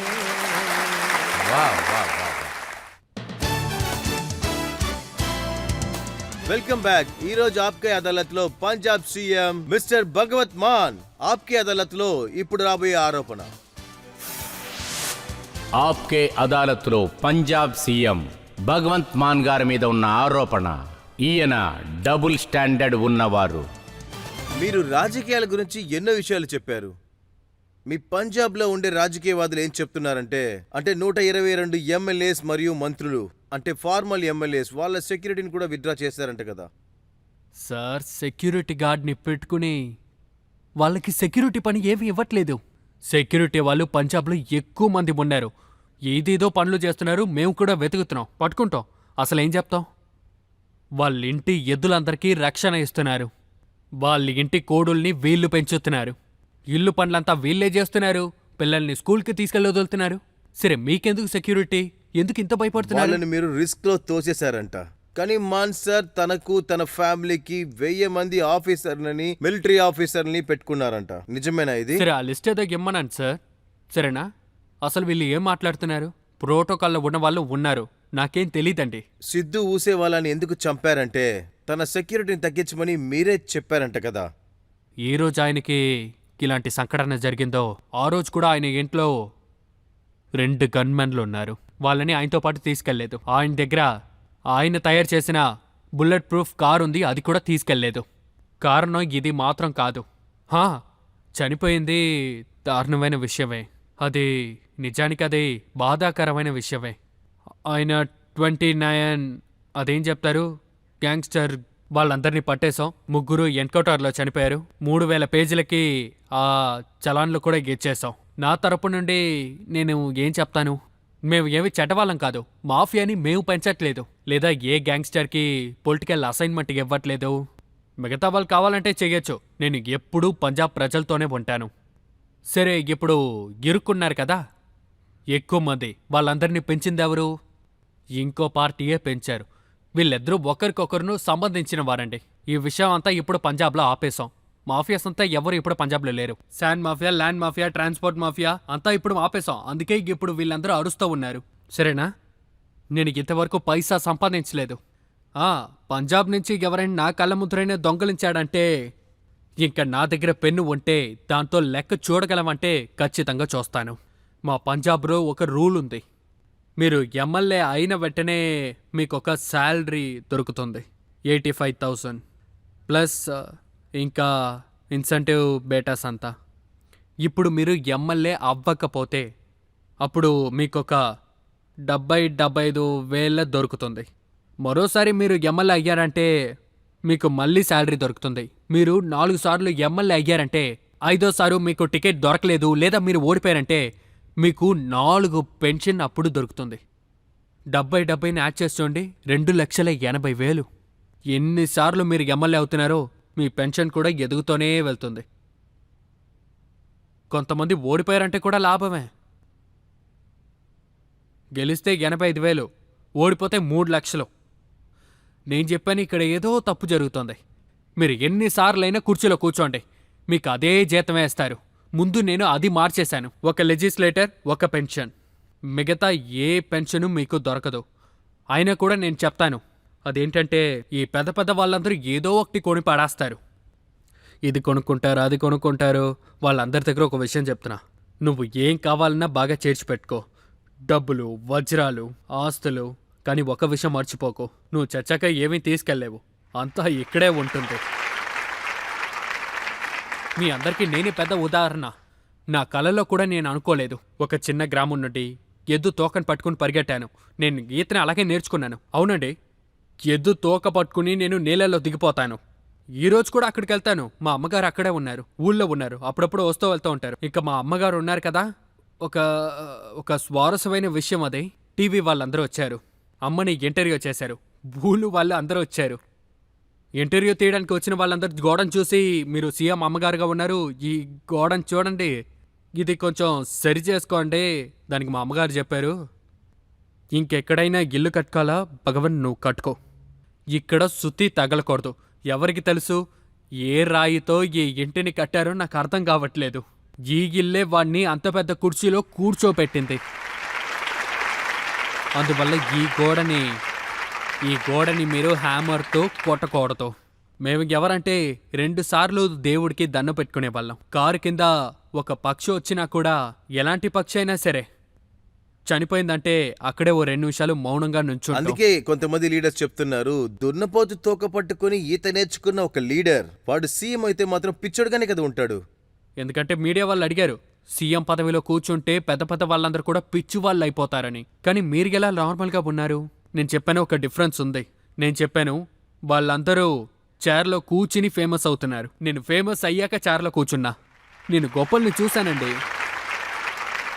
నాకు 17 ఏళ్ళు. I was 17 at that time when I become a hit star. అప్పుడు నాకు 17 ఏళ్ళు. 2 గ్రేడ్లో చదువుతూ ఉన్నాను. డబ్బులకి లోటు లేవు, గొప్పలకి లోటు లేవు. వాళ్ళు ఏమంటున్నారంటే స్టేజ్ నడిపించడం ఒక లెక్క, స్టేట్ నడిపించడం ఇంకో లెక్క అని. అదే నేను స్టేట్ని జరుపుతున్నా, వాళ్ళు స్టేజ్ని జరుపుతున్నారు. స్టేజ్లోనే అరవమనండి. నేను స్టేట్లో ఉన్నాను. 29,282 గవర్నమెంట్ పని ఇచ్చాను. 582 ఆమ్ ఆద్మీ క్లినిక్ ఓపెన్ అయ్యింది. 82 ఇంకా వస్తుంది. స్కూల్ ఆఫ్ ఎమినెన్స్ రెడీగా ఉంది. 15 ఆగస్టుకి 15 స్కూల్ రాబోతోంది. దానితో పాటు కరెంట్ 80%, 88% ఇళ్ళకి మేము ఫ్రీగా ఇస్తున్నాం. పంజాబ్కి చెందిన వాళ్ళు ఎవరైనా ఇక్కడ ఉంటే అభ్యంతరం లేకుండా అడగచ్చు. ఎందుకు, పంజాబ్ 200 కిలోమీటర్ అవతలే ఉంది. కెమెరాని పంపించండి, అక్కడికి వెళ్ళి అంతా తెలుసుకోండి. కెమెరా అక్కడ ఆన్ చేశారంటే అన్ని చోట్ల మీ మొహమే కనబడుతుంది, మీ పోస్టరే కదా కనబడుతుంది. ఏ పని జరిగినా సరే మొదటిగా మీ ఫోటోనే వస్తుంది అక్కడ. నా ప్రజల మనసులో తొంగి చూశారంటే అక్కడ కూడా నా ఫోటోనే ఉంది. మీ కెమెరాకి అదంతా తెలీదు.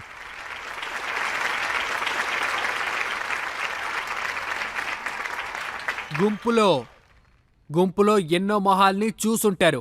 ఒక మొహం వెనక ఎన్ని గుంపుల్ని చూసారా? ప్రజలు ప్రేమ చూస్తున్నారు. ఈ కాలంలో ఎంత ప్రేమ అంటే, నేను వెళ్లే చోటంతా పువ్వుల్ని నా తల మొత్తం నింపేస్తున్నారు, పువ్వులేస్తున్నారు. బండి మొత్తం పువ్వులే. అదంతా తీసి పెట్టాకే నేను కూర్చోగలుగుతున్నాను. అమ్మ వాళ్ళందరూ తల్లో చేయిబట్టి నాకు ఆశీర్వాదం చేస్తున్నారు, వందనాలు చెప్తున్నారు. సిస్టర్స్ ఆశీర్వాదం చేస్తున్నారు. యువతలు నా మీద చేసుకుని సెల్ఫీలు తీసుకుంటున్నారు. అది కూడా ఈ కాలంలో. రాజకీయ నాయకుడిని. ఆ సమయంలో నేను దేవుడికే ధన్యవాదాలు చెప్తాను.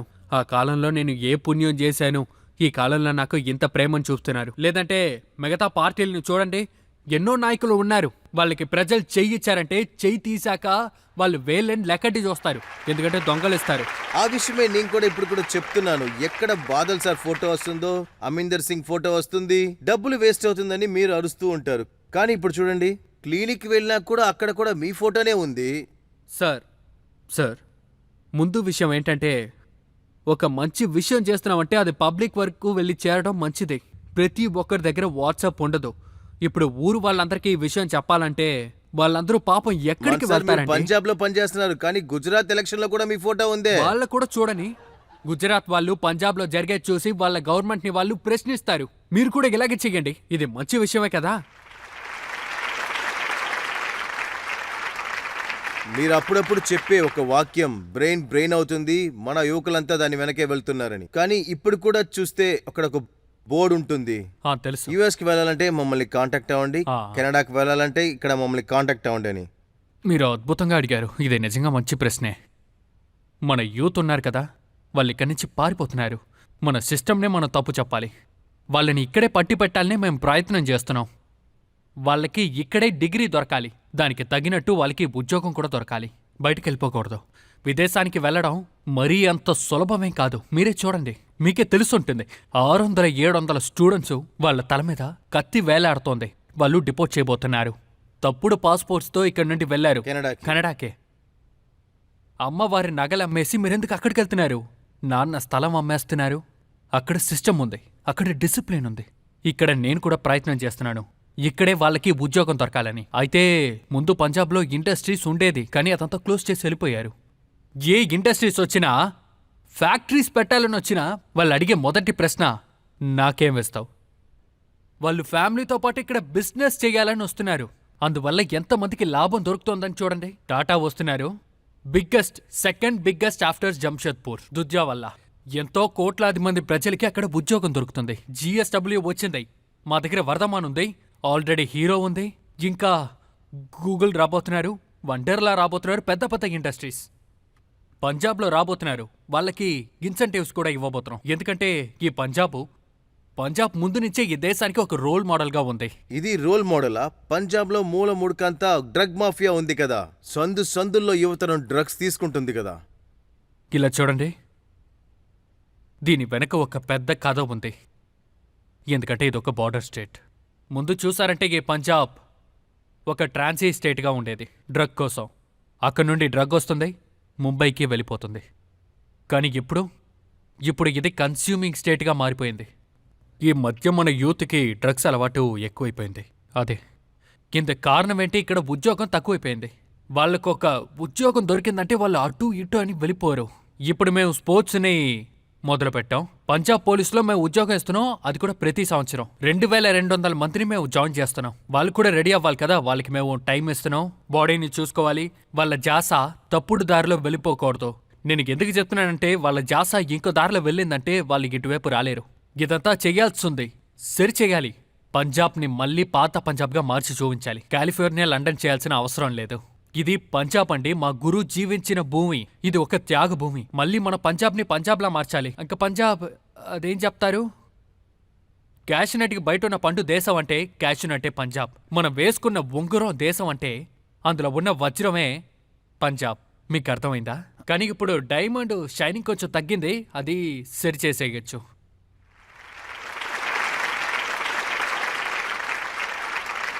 పంజాబ్ ఎన్నోసార్లు పడిపోయింది, కానీ ప్రతిసారి లేచి నుంచుంది కదా. అందువల్ల సుర్జిర్ పార్తోర్ సార్ చెప్తారు, నువ్వు ఎన్నోసార్లు పడిపోయావు, కానీ మళ్ళీ లేచి నుంచుంటావు.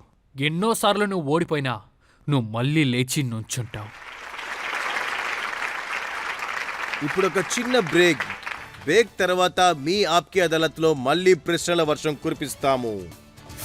ਜਿੱਥੇ ਤੰਗ ਨਾ ਸਮਝਣ ਤੰਗੀਆਂ ਨੂੰ, ਜਿੱਥੇ ਵਾਲ ਤਰਸਦੇ ਕੰਗੀਆਂ ਨੂੰ। ਬਰਫੀ ਖਟਣ ਗਿਆ ਖਟ ਕੇ ਲਿਆਂਦਾ ਗੁਲਾਬ, ਪੰਜਾਬ ਦੀ ਹਟੌਰ ਵੱਖਰੀ, ਪੰਜਾਬੀਆਂ ਦੀ ਟੌਰ ਵੱਖਰੀ। ਵਸਦਾ ਰਹੇ ਪੰਜਾਬ, ਪੰਜਾਬੀਆਂ ਦੀ ਟੌਰ ਵੱਖਰੀ, ਹੱਸਦਾ ਰਹੇ ਪੰਜਾਬ, ਪੰਜਾਬੀਆਂ ਦੀ ਟੌਰ ਵੱਖਰੀ।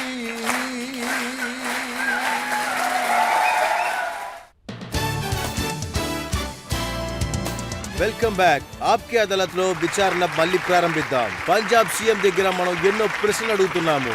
ఆప్కే అదాలత్ లో మరో ఆరోపణ.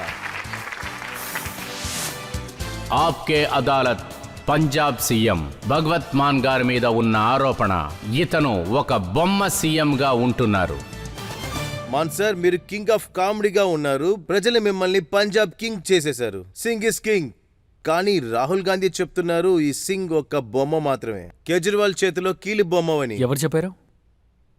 అలాంటి పంజాబ్లో రాహుల్ గాంధీ పార్టీని ఎవరు నిర్మించారు? రాహుల్ గాంధీ మోగాకి చెందినవారా? బృందాకి చెందినవారా? ఇది మా నేషనల్ పార్టీ.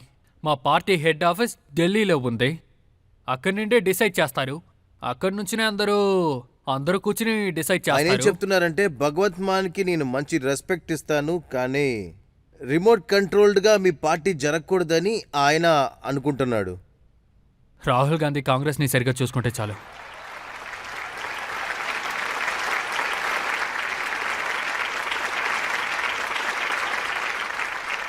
అదేంటంటే ఈ దేశానికి క్యాపిటల్లో one of the biggest democracy in the world India.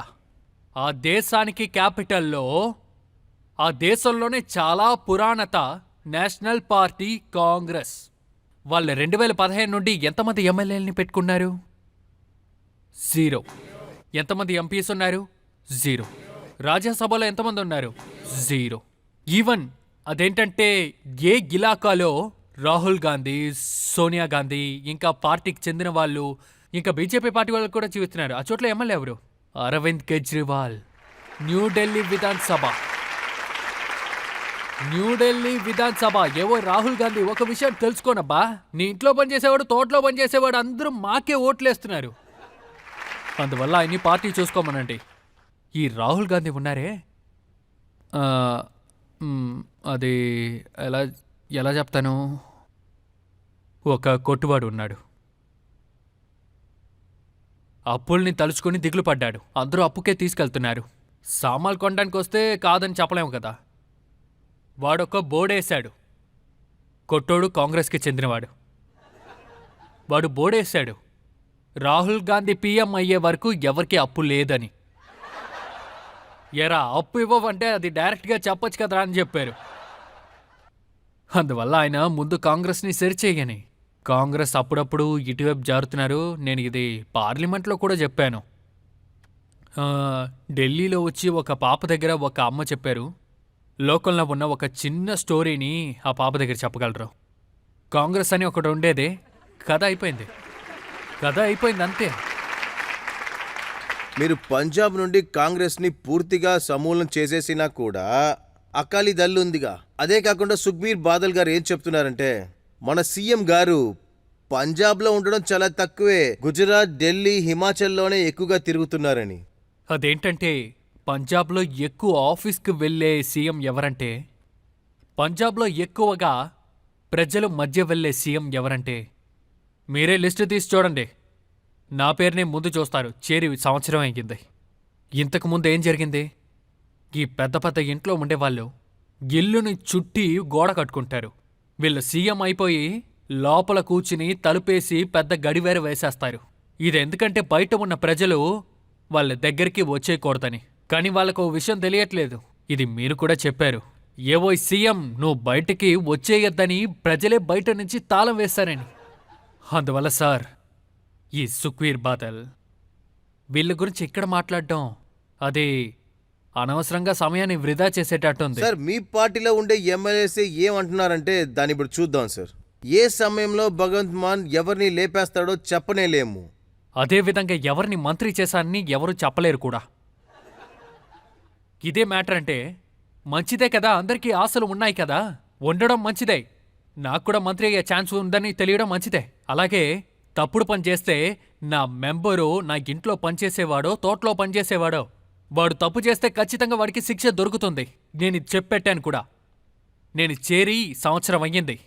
ఒకవేళ నేను రూపాయి గవర్నమెంట్ డబ్బుని దొంగలిస్తే, గవర్నమెంట్ డబ్బుని ముట్టుకుంటే, ఖర్చు పెడితే, రూపాయి అనవసరంగా ఖర్చు పెట్టినా కూడా అలాంటి అది 1 రూపాయి కాదు, అది విషం మందుని తిన్నట్టు అయిపోతుంది. ఇంతకన్నా పెద్ద గ్యారంటీని ఏ ఒక్క నాయకుడు ఇవ్వలేరు. నిజానికి ఇది పంజాబ్ చెప్పాలంటే పారంపర్యం ఏమీ కాదు. బాదల్ కుటుంబాన్ని, అమృత్ కుటుంబాన్ని, వాళ్ళ కుటుంబ వ్యక్తుల్ని ఎవరిని ముట్టుకునేది లేదు. ఇదే కదా బాధనిస్తోంది. నేను ముందు మా దగ్గర ఉన్న హెల్త్ మినిస్టర్ని తీసేశాను. ఎమ్మెల్యే మీద కంప్లైంట్ వచ్చింది, తీసేశాను. ఇలా చూడండి, నేను మిగతా వాడికి కరప్షన్ అదే ఇది మా ఇంట్లో జరిగినా కూడా నేను క్లీన్ చేయాలి కదా. నేను ఎప్పుడు మా ఇంట్లో ఊరుకొని, ఎందుకంటే మా ఇంట్లో చీపురు ఉంది కదా, క్లీన్ చేసే తీరాలి. ఎవరైతే ఏంటి, క్లీన్ చేస్తాను. అందుకే చెప్తున్నాను. ఎలా చెప్తాను? నిజానికి నా లక్ష్యం ఏంటంటే ఒకే ఒక అజెండాని, పబ్లిక్ ఒక మనీ అది తప్పుగా ఉపయోగిస్తే వాడిని లెక్క తీస్తాను. ఒక మంత్రిని పట్టుకున్నాను, ఒక మంత్రిని పట్టేశాను. వాడు కాంగ్రెస్లో ఇండస్ట్రియల్ మినిస్టర్ కొడుగ్గా ఉన్నాడు. వాడి ఇంటిని సర్చ్ చేయడం మొదలెట్టాం. వాడి ఇల్లు బ్రహ్మాండంగా ఉంది, ఎందుకంటే కరప్షన్ మనీ కదా. పెద్ద పెద్ద డ్రాయింగ్ రూమ్, పెద్ద పెద్ద మార్బుల్స్, షైనియర్. కానీ ఒకే ఒకటి ఇరుక్కుంది. అది చూశాక నేను చాలా బాధపడ్డాను. అప్పుడు భగత్ సింగ్ ఒక గుర్తు కూడా నాకు వచ్చింది. ఏంటయ్యా భగత్ సింగ్, ఇదంతా చూడడానికి కష్టంగా ఉంది. ఏవైందంటే ఆ ఇంట్లో నుండి నోటు లెక్కట్టే మిషన్ దొరికింది. ఇంట్లో నోట్లు లెక్కట్టే మిషన్ ఎందుకో? బ్యాంక్లో ఉండొచ్చు. మీ ఇంట్లో నోట్లు లెక్కట్టే మిషన్లు ఉన్నాయా? నోట్లే లేనప్పుడు మిషన్లు ఎందుకో? ఒక నోట్లు లెక్కట్టే మిషన్ మినిస్టర్ ఇంట్లో ఏం చేస్తోంది? ఇందులో ఏం తెలుస్తోంది? అలా అంటే డైలీ అక్కడికి డబ్బులు వస్తున్నాయి. ఇంట్లో ఉన్నవారు చెప్పుంటారు, డబ్బులు లెక్కట్లేకపోతున్నావు, మిషన్ కొని వెయ్యని. నేనేం అడుగుతున్నానంటే, ఇంత డబ్బులు తీసుకుని నువ్వు ఎక్కడికి పారిపోతావు? ఇంత పెద్ద ఇల్లు కట్టేసి నువ్వు ఎక్కడున్నావు? 8x8 రూమ్లో ఉన్నావు, జైల్లో. నేను ప్రతిరోజు దేవుడి దగ్గర ఇదే మొక్కుకుంటున్నాను, నేను తప్పుడు నిర్ణయం తీయకూడదని. నా వల్ల ఏ ఒక్క కుటుంబం కూడా కష్టపడకూడదని. న్యాయమైన డబ్బు నాకు దక్కాలి, దానితో అందరూ సంతోషంగా ఉండాలి. ఈ పంజాబ్ వాళ్ళు సంతోషంగా, ఆనందంగా, జీవితం మొత్తం హ్యాపీగా ఉండాలి.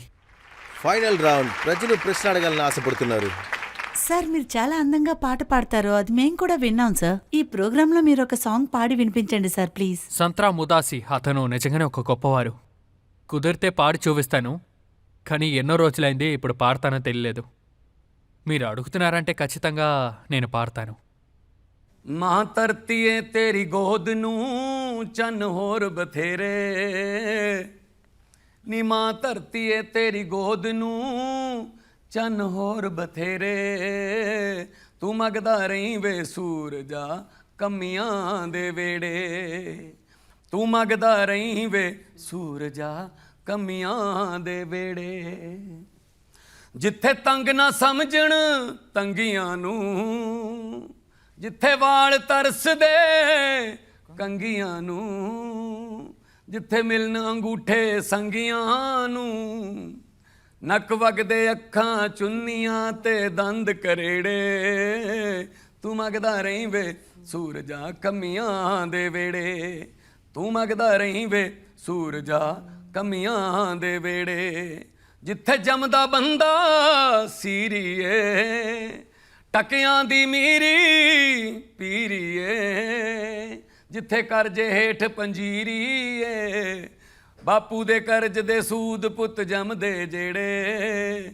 ਧੀਆਂ ਹੌਂਕੇ ਭਰਦੀਆਂ ਅਸਮਾਨ ਜੁਡੇਰੇ ਤੂੰ ਮੰਗਦਾ ਰਹੀਂ ਵੇ ਸੂਰਜਾ ਕਮੀਆਂ ਦੇ ਵੇੜੇ ਤੂੰ ਮੰਗਦਾ ਰਹੀਂ ਵੇ ਸੂਰਜਾ కమియా దే వేడే. Wow wow. ఆప్కే అదాలత్లో ఇవాళ మీ ఎన్నో రూపాలను చూశాము. కామెడీన్గా చూశాము, ఒక పొలిటీషియన్గా కూడా చూశాము, ఇప్పుడు సింగర్గా చూస్తున్నాము, పొయట్గా ఆల్రెడీ చూసేశాము, అంతకంటే ముఖ్యంగా పంజాబ్ కోసం తన ప్రాణాలే ఇచ్చే వ్యక్తిగా కూడా చూస్తున్నాము. ధన్యవాదాలు. ఇప్పుడు ఒక చిన్న బ్రేక్ తీసుకుందాం. బ్రేక్ తర్వాత ఆప్కే అదాలత్లో ఇవాళటి జడ్జ్, ఫేమస్ సింగర్, పంజాబ్ లో ఒక పెద్ద స్టార్ జస్వి జెసి యొక్క తీర్పుని విందాం. ఈ ప్రజలు అప్పుడప్పుడు చెప్పి నేను విన్నాను, ప్రాణాలతో ఉంటే మళ్ళీ కలుద్దామని. కానీ ఈ పంజాబీ మనస్సు ఏం చెప్తోందంటే, కలుస్తూనే ఉంటే మనం ప్రాణాలతో ఉంటాం.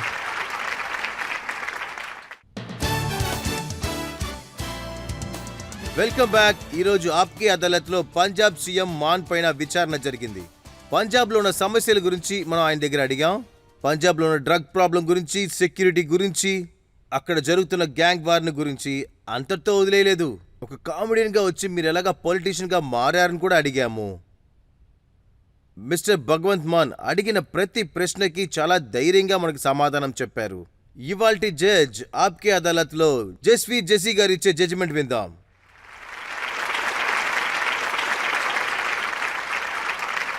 నాకు తెలిసి చాలా కాలం తర్వాత, ఎంతో కాలం తర్వాత పంజాబ్కి ఒక మంచి సీఎం దొరికారు. మనసుని శుభ్రంగా ఉంచుకున్నారు, మనసులో ఏమీ లేకుండా కూడా ఉన్నారు. పంజాబ్ గురించే ఆలోచిస్తున్నారు.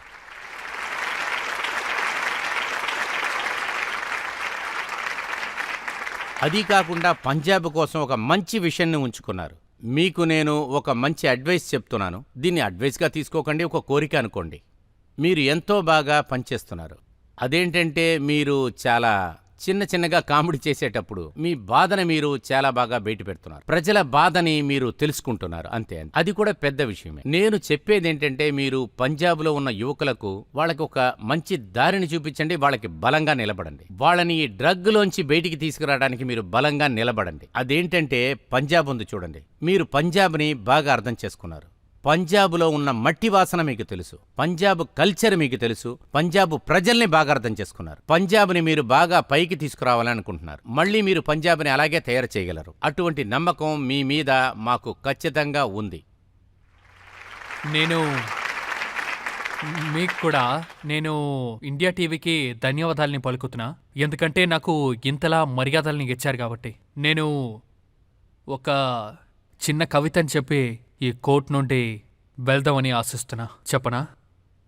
ప్రజలు అప్పుడప్పుడు చెప్పి నేను విన్నాను, ప్రాణాలతో ఉంటే మళ్ళీ కలుద్దామని. ప్రజలు అప్పుడప్పుడు చెప్పి నేను విన్నాను, ప్రాణాలతో ఉంటే మళ్ళీ కలుద్దామని. కానీ ఈ పంజాబీ మనసు చెప్తోంది కలుస్తూనే ఉందాం, అప్పుడే ప్రాణాలతో ఉంటామని. అది కాకుండా 2 నిమిషాలు. రజత్ గారు చెప్పండి. రజత్ సార్, భగవాన్ మాన్ గారు ఇక్కడ మన కోసం వచ్చారు. ఉన్నారు. మీరు చిన్నగా ఒక హీరా, ఒక చిన్న కల్చర్ అందరూ ఆశిస్తున్నారు. జడ్జ్ సరే ఉన్నారు కదా. ఆహా, ఆప్కే అదాలత్లో జడ్జిగా ఒక గొప్ప సింగర్ మీరు వచ్చారు. అదేలాగా పంజాబ్ కల్చర్ యొక్క సింబల్ గా మన మాన్ గారు ఉన్నారు. ఆయన మిమ్మల్ని ఒక పాట పాడమని కోరాడు. Thank you. हीरे आँख दी जोगिया झूठ बोले వావ్. कौन रुठड़े यार मनाम दाई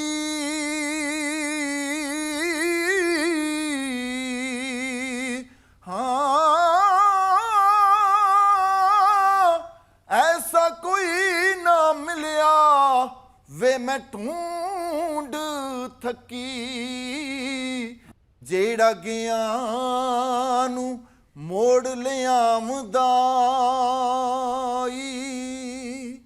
साडे चमदियां जुतियां करे कोई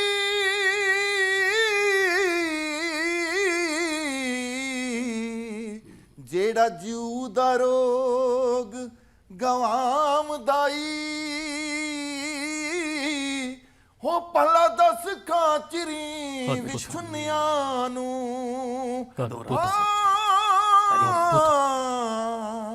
कदों रब सच्चा कर ले आमदा।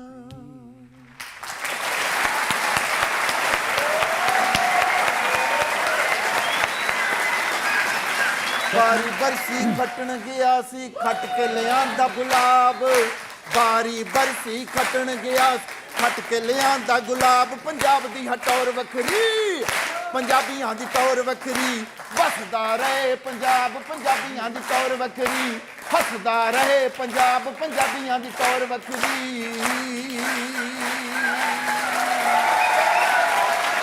పంజాబ్కి రాబోయే కాలం ప్రకాశవంతంగా ఉంటుంది, అన్ని రంగాల్లో ముందుకెళ్తుంది అంటూ పంజాబ్ని మన కళ్ళ ముందే చూపించారు.